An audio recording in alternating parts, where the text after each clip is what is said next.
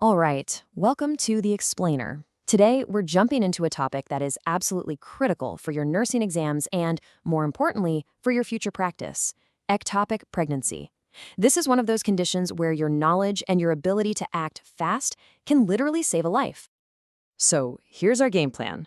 We're going to walk through the whole clinical story, starting with what an ectopic pregnancy actually is, what puts patients at risk, how we spot it, what we do about it, and then we'll wrap up with the key takeaways you have to know. Okay, let's dive right in. First things first, what are we actually talking about here? What is an ectopic pregnancy, and what's the fundamental problem going on in the body? So, in the simplest terms, it's a case of implantation gone wrong.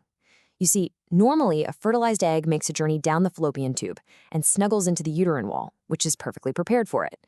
But with an ectopic pregnancy, that egg takes a wrong turn and implants somewhere else, somewhere it just can't survive or grow safely.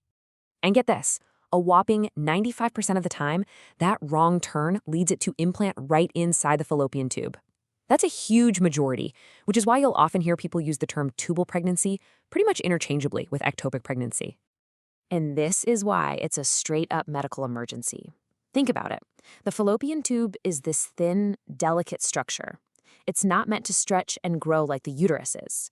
As the pregnancy gets bigger, it can literally rupture the tube, causing massive internal bleeding and sending the patient into life-threatening hypovolemic shock.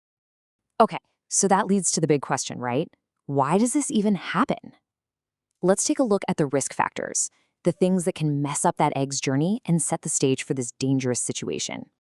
So let's put on our clinical thinking caps for a second. What kind of conditions or patient histories might interfere with that egg's normal trip to the uterus? What could create a roadblock or slow it down? Well, anything that damages or changes the anatomy of the fallopian tubes is a huge red flag. A classic example is pelvic inflammatory disease, or PID. It can cause scarring that basically narrows the tube. Same goes for any prior surgery on the tubes. And here's an interesting one: smoking.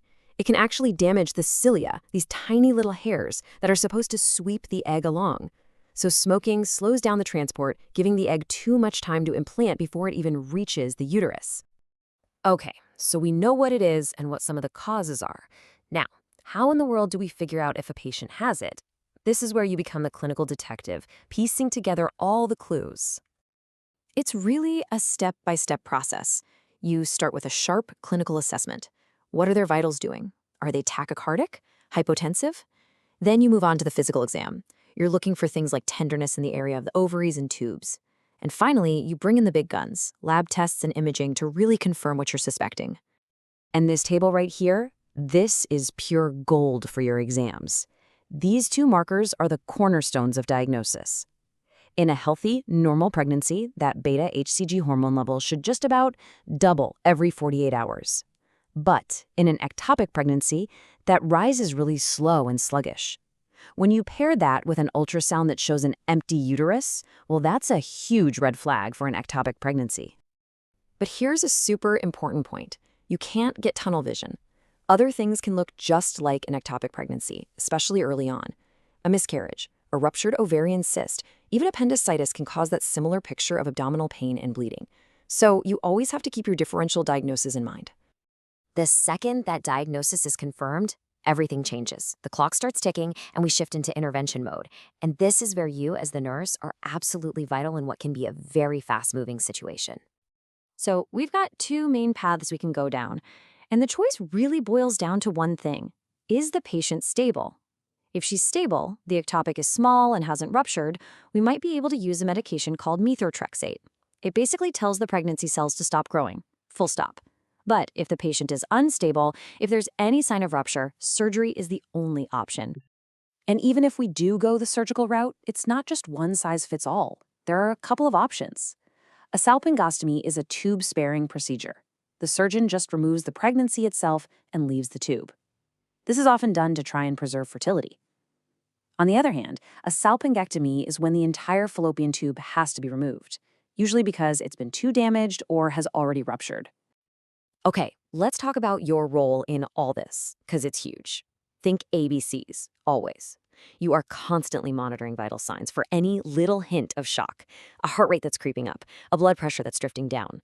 You're getting that large bore IV in like yesterday, because you might need to give fluids or even blood. And through all of that technical skill, you are also providing calm, clear communication and critical emotional support.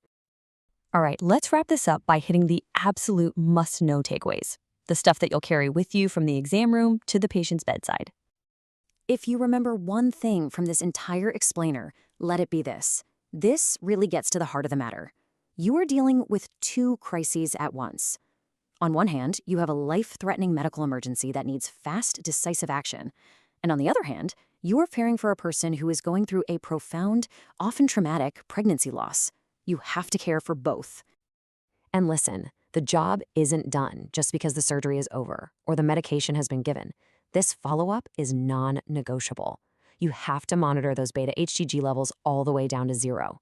That's the only way to be absolutely sure that all of the pregnancy tissue is gone and the treatment worked. And that really brings us to the heart of it, doesn't it? The final, really important question we have to ask ourselves. Yes, managing the medical crisis is priority number 1. But our job doesn't stop when the vital signs are stable. True nursing care is about supporting that patient through the next days and weeks, helping them navigate not just the physical healing, but the incredibly complex emotional journey of recovery. And that, right there, is excellent nursing.